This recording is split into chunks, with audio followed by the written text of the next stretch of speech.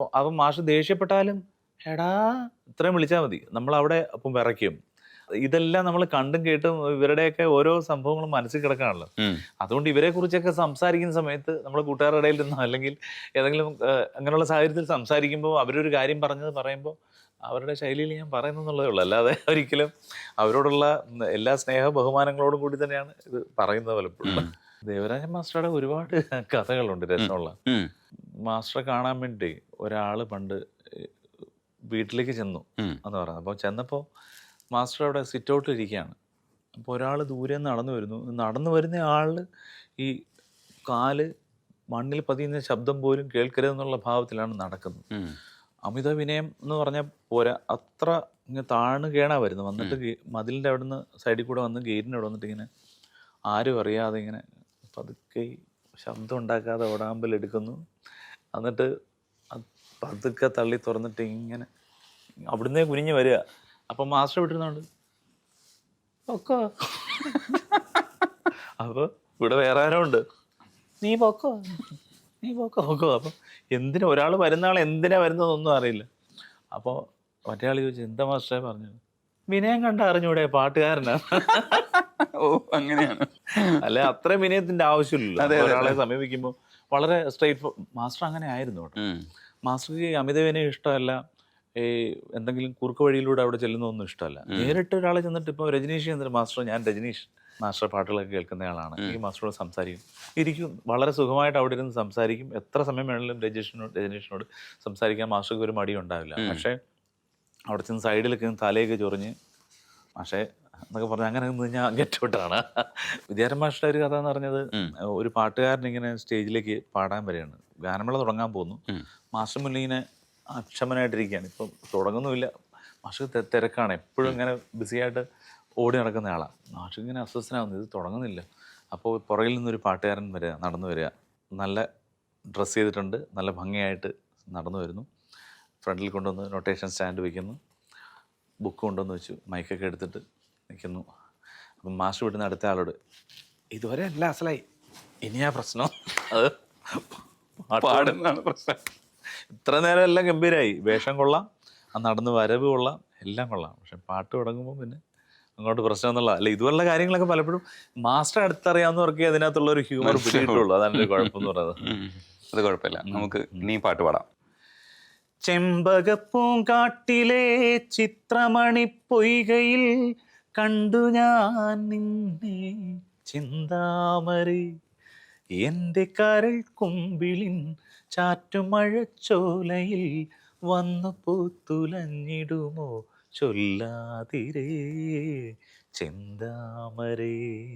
ഈ പാട്ട് നിങ്ങൾ ആര് പാടിയാലും അതിനകത്തൊക്കെ ഒരു MJ നമുക്ക് കാണാം. 100% ഉണ്ട്.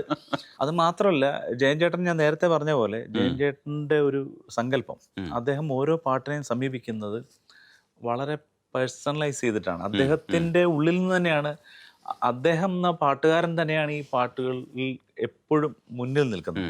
അത് ആര് പാടിയാലും അദ്ദേഹം അത് കുറച്ച് കൂടുതലായിട്ട് ആഗ്രഹിക്കുന്നുണ്ട്. ഇപ്പം ഞാൻ പാടുമ്പോൾ തേരനന തേരനന എന്ന് പാടി തേരനന തേരനന, ഇത് ഞാനൊരു 50-60 ടേക്ക് പാടിയിട്ടുണ്ട് റെക്കോർഡിങ്. അദ്ദേഹത്തിന് തൃപ്തിയാവുന്നില്ല. അപ്പം ജയൻ ചേട്ടൻ പാടുന്ന കുറച്ചുകൂടി തേരനന തേരനന പാടുന്നത്. അപ്പോൾ തേരനന തേരനന എന്നൊക്കെ പറഞ്ഞ് ഇങ്ങനെ പാടും ജയൻ ചേട്ടൻ. അപ്പം ഞാനത് മനസ്സിൽ വെച്ച് പാടിയിട്ടും എനിക്കത് കുറേ സമയം പാടുമ്പോഴും ഞാൻ എൻ്റെതായ ഒരു രീതിയിലാണ് പോകുന്നത്. അപ്പം ജയൻ ചേട്ടൻ പറഞ്ഞു, അത് മാത്രം ശരിയാവുന്നില്ല, ബാക്കി പാട്ടൊക്കെ അതൊരു കാര്യം ചെയ്യാം, അത് നമുക്ക് പിന്നെ എന്തെങ്കിലും ചെയ്യാമെന്ന് പറഞ്ഞാൽ അത് വിടുമെന്ന് പറഞ്ഞിട്ട് അത് ഉപയോഗിച്ചു. അപ്പം അവസാനം ചേട്ടാ ഒരു പ്രാവശ്യം കൂടെ നോക്കാം എന്ന് എന്നോട് പറഞ്ഞപ്പോൾ ഞാനപ്പം മനസ്സിൽ കണ്ണടച്ച് ധ്യാനിച്ചുകൊണ്ട് ജയൻ ചേട്ടൻ പാടുന്നതായിട്ടങ്ങ് വിചാരിച്ചു. അദ്ദേഹത്തിൻ്റെ ഒരു ബോഡിയിൽ എന്നെ കാണുന്നില്ല, ഞാൻ വോയിസ് ബൂത്തിലാണ്, ഞാൻ അദ്ദേഹം പാടുന്ന പോലെ തന്നെ ആക്ട് ചെയ്തിട്ടങ്ങ് പാടി. പാട്ടേക്ക് ഓക്കെ. അങ്ങനെ ചില സംഗതികൾ ഉണ്ടല്ലേ? അല്ല, എല്ലാ പാട്ടിനും കൊണ്ടുവരാനുണ്ട്. അദ്ദേഹത്തിന് വേണ്ടി ഞാൻ പാടിയ എല്ലാ പാട്ടിനകത്തും എൻ്റെ ശബ്ദമുണ്ട്, പക്ഷെ അദ്ദേഹത്തിൻ്റെ ശൈലിയും ഈവൻ ഓരോ അക്ഷരങ്ങൾ പറയുന്നതിലും. ഇപ്പം ചെന്താമര ചെന്താമര എന്ന് അദ്ദേഹത്തിന് പറ്റില്ല. ചെന്താമര അദ്ദേഹം പറയുന്ന എന്താന്ന് ഒരു വാക്കിന്റെ ഉച്ചാരണം ഉണ്ടല്ലോ, അത് അതുപോലെ കിട്ടണമെന്ന് ആഗ്രഹിക്കുന്നയാളാണ്. അപ്പോൾ അത് നമ്മൾ അതുപോലെ ഫോളോ ചെയ്ത് ഞാൻ മിക്കവാറും എല്ലാ പാട്ടുകളും അത് വളരെ ശ്രദ്ധിച്ച് ഫോളോ ചെയ്ത് പാടാൻ ശ്രമിച്ചിട്ടുണ്ട്. അത് അദ്ദേഹത്തിന് ഇഷ്ടവുമാണ് അങ്ങനെ പാടുന്നത്. അപ്പോൾ അതുപോലെ രമേശ് നാരായൺ സാറും പറയാറുണ്ട്, എടാ നിൻ്റെ ശബ്ദം ഉപയോഗിക്കൂ, പക്ഷേ നീ എൻ്റെ ശൈലി എടുത്ത് പാടൂ, അപ്പോൾ ആ പാട്ടിനൊരു വ്യത്യാസം കിട്ടും. ഔസേപ്പച്ച സാറ് പാടുന്നതും അതുപോലെ തന്നെ അതുപോലെ പാടാൻ ബുദ്ധിമുട്ടാണ്.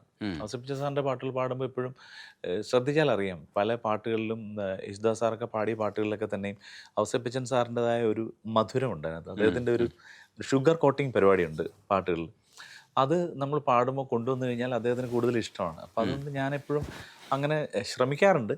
അത് അവർക്കും ഇഷ്ടമാണ്. ഒരു ഗായകൻ എപ്പോഴും അവരുടെ ശൈലിയോട് ചേർന്ന് നിന്ന് പാടുന്നതായിരിക്കും സംഗീത സംവിധായകർക്ക് പൊതുവേ ഇഷ്ടം. ആ ടെക്സ്റ്റ് കോപ്പി ചെയ്ത് വെച്ച് കഴിഞ്ഞാൽ ഓക്കെ, അക്സെപ്റ്റൻസ് പെട്ടെന്ന് കിട്ടുമല്ലേ? അതെ അതെ. പക്ഷെ ചില സംഗീത സംവിധായകർ ചിലപ്പോൾ ഇവരൊക്കെ തന്നെയും പറയാറുണ്ട്, ചിലപ്പോൾ അത് അങ്ങനെ അത്ര ഇതാക്കണ്ട. അത് നമ്മൾ പാടുന്ന സമയത്ത് അവർക്ക് അറിയാമല്ലോ ഇത് ഏത് അളവിൽ വേണമെന്നുള്ളത്. നമുക്ക് ചിലപ്പോൾ അത് ആദ്യം പിടികിട്ടില്ല ഏതളവിൽ വേണം. പക്ഷെ ഒരു സംഗീത സംവിധായകൻ്റെ കൂടെ കുറേ അധികം കാലം വർക്ക് ചെയ്യുമ്പോൾ അല്ലെങ്കിൽ കുറേ അധികം പാട്ട് 2-3 പാട്ടുകൾ പാടി കഴിയുമ്പോൾ തന്നെ നമുക്ക് ഏറെക്കുറെ മനസ്സിലാവും. പിന്നെ നമുക്ക് ആ ഒരു അതിൻ്റെ അളവ് മനസ്സിലാകുമ്പോൾ ആ രീതിയിൽ ഇങ്ങോട്ട് പോകാൻ പറ്റും.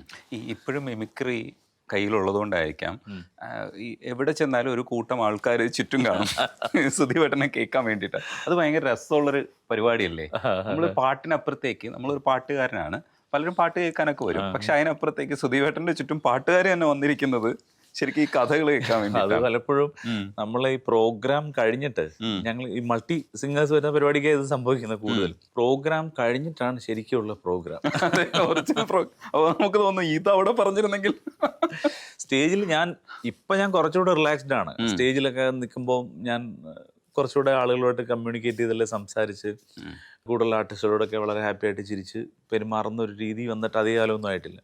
അതിനു മുമ്പൊക്കെ ഞാൻ വളരെ ഒരു ക്രൂരമായ മുഖഭാവത്തോടുകൂടി സ്റ്റേജിൽ നിൽക്കുന്ന ഒരാളായിരുന്നു. എന്ന് വെച്ചാൽ സ്റ്റേജിൽ കയറുന്ന ക്രൂരത കൊണ്ടല്ല, എൻ്റെ ടെൻഷൻ എനിക്ക് അറിയുള്ളൂ. അപ്പം അതിന് മുമ്പ് കുറച്ചുകൂടെ ഈ ഓരോ സ്ഥലത്തും ഇങ്ങനെ ഒരു പ്രോഗ്രാം ചെല്ലുമ്പോഴും ഞാൻ അതിൻ്റെ എല്ലാ കാര്യങ്ങളും ശ്രദ്ധിച്ചിട്ട് ഇങ്ങനെ മുഖത്തൊക്കെ ഒരു സീരിയസ് ആയിട്ടുള്ള ഭാവം, ചിരിയൊന്നും ഉണ്ടായിരുന്നില്ല.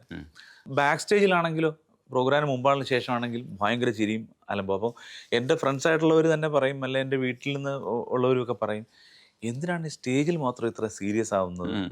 പ്രോഗ്രാം കഴിഞ്ഞിട്ട് ഉള്ള ഒരാളെ സ്റ്റേജിലും കിട്ടണം. അതുപോലെ ചാനൽസിൽ പലപ്പോഴും ബിഹേവ് ചെയ്യുമ്പോഴും എൻ്റെ അടുത്ത് പലരും പറയാറ്, നിങ്ങൾ ചുമ്മാ ഇരുന്ന് പറയുന്നത് പോലെ അല്ലല്ലോ ചാനലിൽ നിങ്ങൾ ഭയങ്കര ഫോർമലായിട്ട് സംസാരിക്കുന്നു.